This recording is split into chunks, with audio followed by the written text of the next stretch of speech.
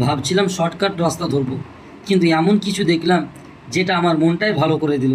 ভিডিওটা শেষ পর্যন্ত দেখলে বুঝবে কেন বলছি। আসসালামু আলাইকুম রহমতুল্লাহ। বৃহস্পতিবার মাদ্রাসা ছুটি হওয়ার পরে আমি ডাঙাপাড়া দিয়েই বাড়ি যাই।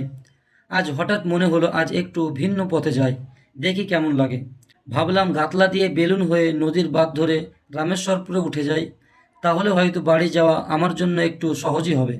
যখন রাস্তাটা ধরলাম তখন আমি যেটা জানতে পারলাম, প্রথমে একটু ঢালাই রাস্তা, তারপর ছোট মাটির রাস্তা, কিন্তু বেশ সুন্দর, নির্জন আর দুই দিকে গাছ।